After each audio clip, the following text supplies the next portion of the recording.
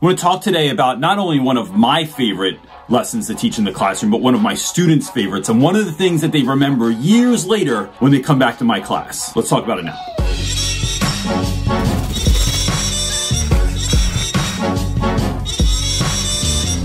This video is sponsored by Adobe Creative Cloud Express. We're going to get into their platform a little bit later, but first I want to talk about this idea that I came up with years ago when I was trying to think of a quick way to either introduce or review new ideas with my students. And that was to create children's picture books. Reading a novel, reading a short story took way more time, and it only took a few minutes to go through a children's book. What I did not ever expect was how much, first of all, my students would love this. At first, I teach 9th grade students, so they're a little apathetic when you first introduce this idea to them. But when we would bring in some of my favorite children's books that I read to my own kids, whether that's The Giving Tree, whether that's one of my favorites, Derek Brown's Hot Hands and Ralph and the Story of the Weirdo Winter, whether that was basically anything by Oliver Jeffers, bringing in some of these materials and then having the kids sit on the ground and reading to them kind of blew their mind. And it blew our minds too, like my co-teacher and myself, because you're watching students that were tough 5 minutes ago, like kind of just become children again.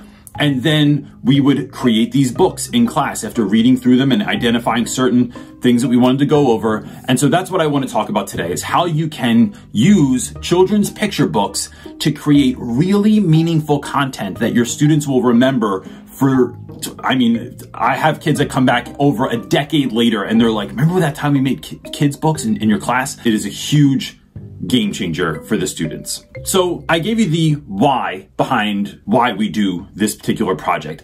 The next part is really thinking about what kids are going to want to do this project on. Part of the differentiating process in education is really done because we want to level the playing field and also challenge students. So I always have kids that don't want to do a project of any sort. They are really good at absorbing information and sort of just regurgitating it back onto a test, which is a gross way to put it, but it's the truth nonetheless. What we're finding though is that when we can level the playing field a little bit, the kids that aren't the classic academic student, right? That don't want to just show up and read and put the answers on a worksheet and hand it in. That's not their jam. If they come from some sort of creative background, or that's really where they thrive, what you're doing here is creating an opportunity for students to really show up, to create some buy-in in the classroom, to create a moment where they can let their skills, their unique personality shine. And so that's one of the other parts that I just love about doing projects, and this project in particular. So how do we get started? We get started by one, it's really finding a platform that's going to be conducive to your students. And now look, I've used a lot of different platforms. Some of them aren't around anymore. Some of them were kind of a struggle to get kids into. And what you want is not something that the kids are going to have to try and figure out. I think there is a real big disconnect in education where we think that, like, look, all of our students have grown up with technology, whether it's iPhones or iPads or, whatever other device kids have. But what I found over the years, and especially in the last couple of years, since we've moved really, really into the technological piece of education, is that kids really know how to swipe, but they don't always know how to navigate a website. So they might be able to navigate social media or a video game, but that doesn't mean that if you put them onto a piece of educational technology, they're absolutely going to be able to navigate that space. So for this project this year, we are using Adobe Creative Cloud Express. And one of the things I love about it from the jump is how intuitive it is. I do a lot of work on the computer, and I really appreciate when I'm on a platform that you can see exactly where things are when you have a thought of, like, how might I resize this? How might I change the coloring in this? How might I add a piece of my own personality to this project? And where you look is where you generally find the thing that you're looking for, right? So you're not having to just search all over the place endlessly to try and learn this new platform. It's that intuitive. It is really looking for something and finding it exactly where you thought it would be to begin with. There are so many different tools that you can use on this, but it doesn't come off as being overwhelming. And I really appreciate that too, because I don't want students to log in the first time that I talk to them about doing this and then they can't find something or they don't know what to do. And it just takes a little bit of prompting, a little bit of education on my part as a teacher to really not dictate the class, but facilitate the class, give the kids a tool that they can then run with and make their vision come to life. I'm really into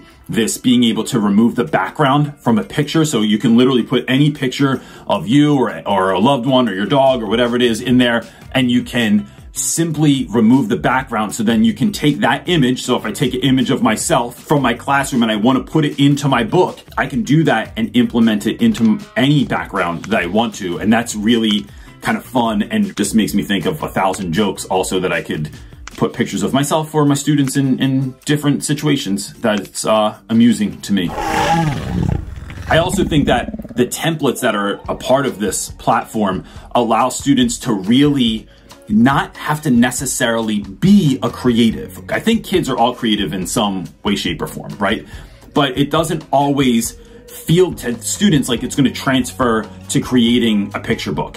So when we show kids a template, what we're doing is showing them, hey, look, you don't have to recreate the wheel. You don't have to make something out of nothing. You can look for something that matches a style that you love, that you think is exciting, that lights you up, or that you think is cool looking. You can use that as like a jumping off point for what we're going to do. And we'll get into that a little bit later, but that's a really great thing for kids because then they're not creating something from nothing. I know this is a feature that exists on a number of platforms, but there are platforms that I've tried to create this project with before that just didn't do this, and that is auto-saving work. I cannot tell you how many times you get to the end of a class and kids just close the laptop because the bell rang and they're out the door, and it's like, did you save your work?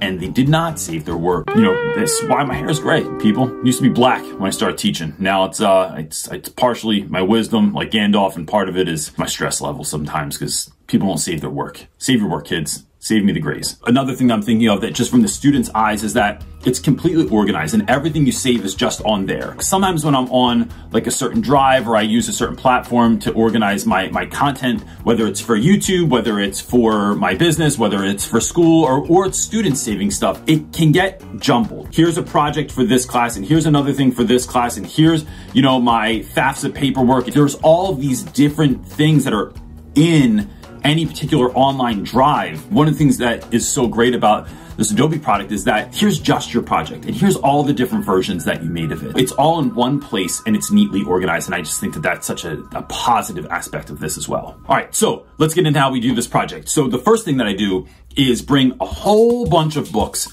to my school. Now look, if you can't afford books, because children's books are extremely expensive sometimes, you could just go to your local library. Don't forget that. And just, you know, if they don't have a book that you want to see, you can really just ask and they'll get it for you most of the time. So it's bringing in a whole bunch of books and then trying different stuff in different classes or letting kids pick books. The other piece is I think that it really helps when you think of how you're going to present this project, how you're going to read these books. So sometimes that is having the students sit on the floor. My co-teacher and I take turns reading to the students.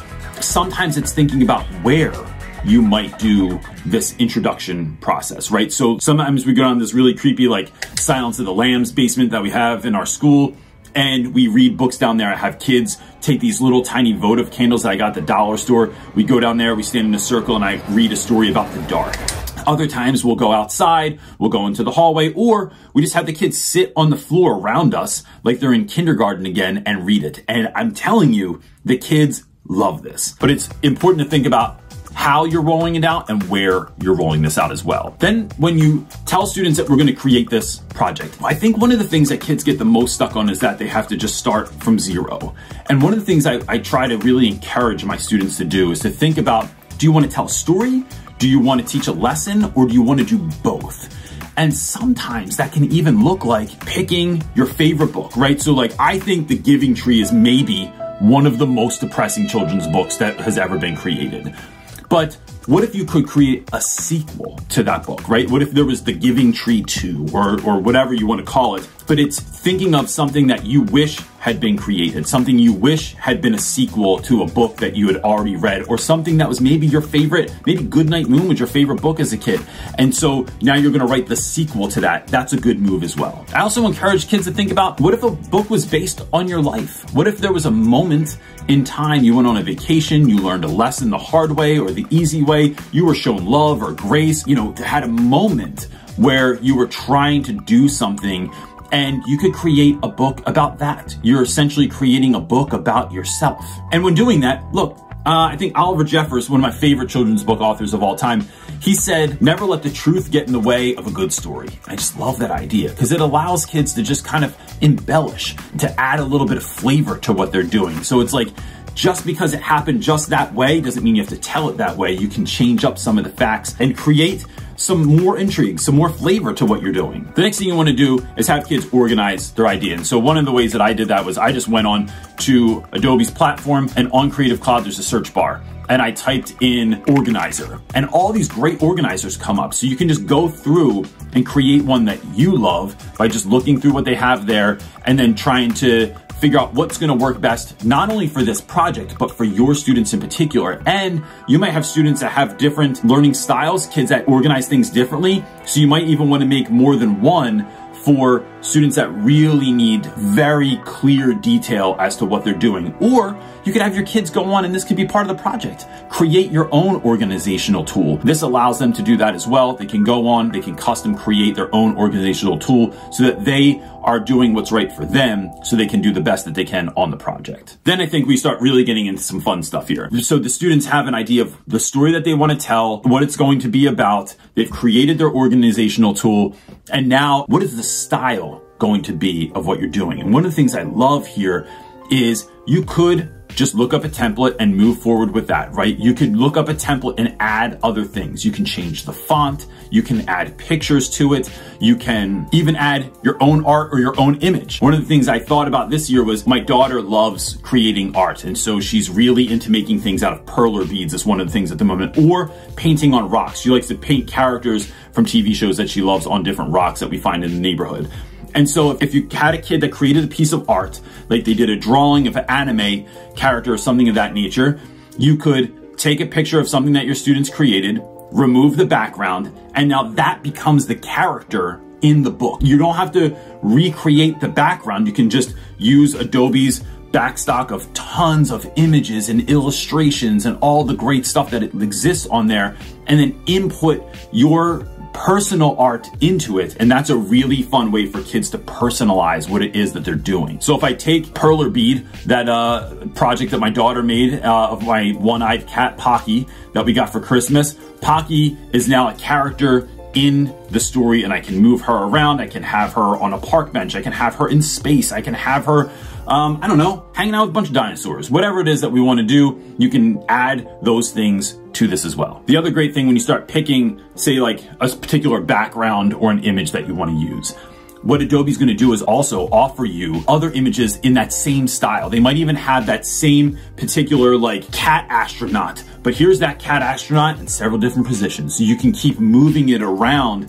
and you maybe flip the image, maybe move it around. You can just crop in on the head. You can just show the feet. But what you're doing in those moments is you're taking something, and Adobe is saying that, look, we have all these other images that you can use as well. And that really helps your story be a little bit more dynamic. So my perler bead is slightly limiting unless I have my daughter make a number of Pocky perler bead things that I don't know if she's going to do that for her dad. But if you're just using the animation and illustrations and pictures on their site, it's going to allow you so much more flexibility to really get all the angles and maybe emotions that you want out of your drawing. And there's all these other great things that you can add. If your students want to add a bio to their book, there are templates to do that with as well. You could add phrases or have quotes on the back. So maybe someone that your students love gave them some love when they submitted their book and they made a blurb on the back of the book, getting some love from The Rock or something like that. And it even allows you to pick paragraph style. So if you have a certain style or vibe that you're going with, you can also pick paragraph styles that are going to go with that as well. And that's a really fun way to kind of tie everything in together. Even if kids want to go simple on this, one of the things I really impress upon my students is that everything's in the details. Your whole life is in the details. So if you are creating something, even if it's very simple picture with very simple text, it's all in the details. So making sure that your spelling is right, that your punctuation is right, that the way you're laying this out is neat and even and clean looking, because you're also thinking about who do you want to read this for? Like that's a really good motivating factor for students is who is your book for? Is it for your brother, your sister, your cousin, a kid down the block that just is always wanting to hang out with you? Like who are you creating this piece of art for? And maybe even something that you want to give to them when they're done because this was inspired by them. So that helps kids to really have more of a why and really look at their details so that they are keeping things organized and neat and detail oriented. One of my other favorite things on here is they have the section where you can pick out different illustrations, and the illustrations are so fun, and you can just find just about anything. If you want dinosaurs or cats or robots or pictures of hands. I mean, there's lots of pictures of hands. I mean, you could just literally find just about anything that you're looking for. For kids that don't feel particularly creative, this is a good way for them to find something that's in a style that they like, but is an illustration that maybe they could not ever draw themselves. But it also allows creative kids to kind of let loose, to find all kinds of stuff, to start overlapping, to start using different overlays, different effects. And that's a really fun and exciting way for them to get excited about what they're doing as well. So now you have your story, you have your illustrations picked out, and now you have to put it together. There's a couple of different ways that you can do this, right? You could create these and you can share them. You can share them right to your teacher. You can put them right into Google Drive and make them into a slideshow if you wanted to. You could print them out and actually put together a book. You can even share them to social media if you want to. But one of the things I think is really fun is this idea where you can make a video. So when we are finished the project, we've created this, you've pulled all these elements together and you have this product. But now, how are you going to present it?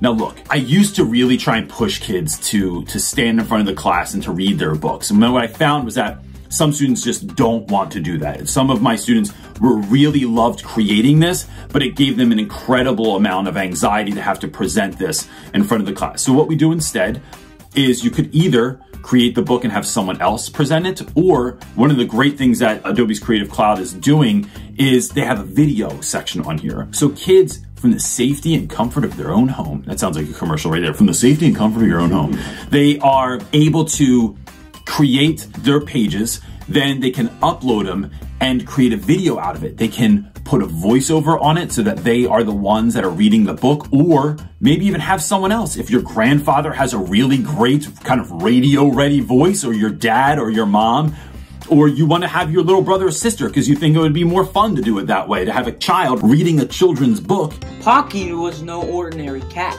and Rock was no ordinary rock.